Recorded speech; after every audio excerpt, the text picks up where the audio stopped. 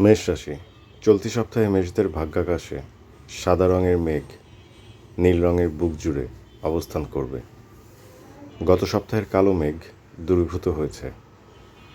নিশ্চিন্ত মনে অগ্রসর হন। সুখের পরে দুঃখ এবং দুঃখের পরে সুখ আসে। এটি একটি চলমান প্রক্রিয়া। নেতিবাচক চিন্তা এড়িয়ে ইতিবাচক চিন্তা করুন।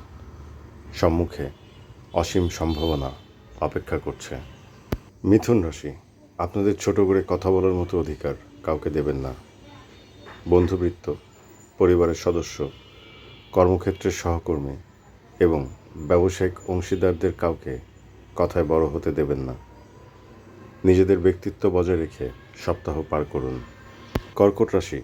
নিজেকে যে বড় বলে বড় সে নয়, লোকে যারে বড় বলে সেই বড় হয়। প্রচলিত প্রবাদ বাক্যটি চলতি সপ্তাহে আপনারা পুরোপুরি বুঝতে সক্ষম হবেন।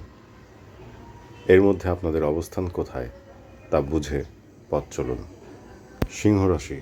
যারা বোকা তারা জেগে জেগে ঘুমায়, আর যারা বুদ্ধিমান তারা ঘুম থেকে জাগে। এতে শরীর ভালো থাকে। আশা করছি আপনারা বুদ্ধিমানের তালিকায় আছেন। বুদ্ধিমত্তার সঠিক প্রয়োগ করুন।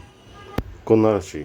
কল্পনা আর বাস্তবতার মধ্যে যে পার্থক্য আছে তা মানুষের সঠিক পদক্ষেপের অভাবে পরিলক্ষিত হয়।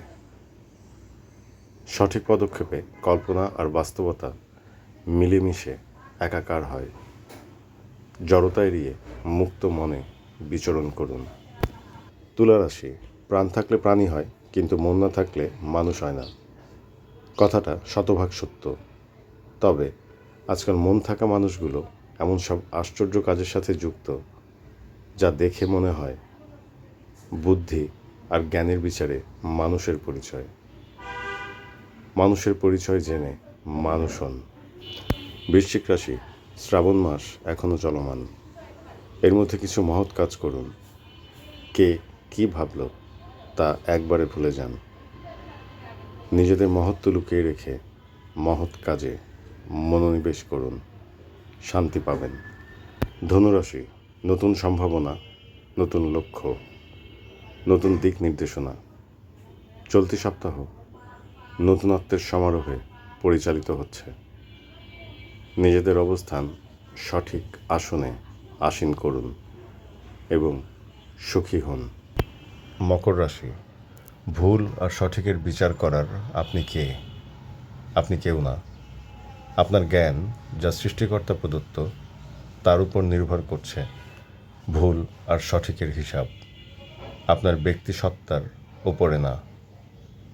পুরো ব্যাপারটা বুঝতে শিখুন। কুম্ভ রাশি। আম গাছে আম ধরে আর কাঁঠাল গাছে কাঁঠাল। পূর্বে সূর্য ওঠে আর পশ্চিমে অস্ত যায়। এর ব্যতিক্রম অসম্ভব। ঠিক তেমনি আপনাদের চরিত্রের ধরন পরিবর্তন করাও খুব কঠিন একটি কাজ। অভ্যাসে পরিবর্তন আনুন, চরিত্রে এমনিই পরিবর্তন আসবে। মীন রাশি। চলতি সপ্তাহে একটি ভালো সুযোগ পাবেন। কাজে লাগাতে পারলে ভালো, আবার না পারলেও ভালো। খারাপ লাগা আপনাদের থেকে অনেক দূরে অবস্থান করছে এবং করবে। আরামদায়ক মুডে থাকুন।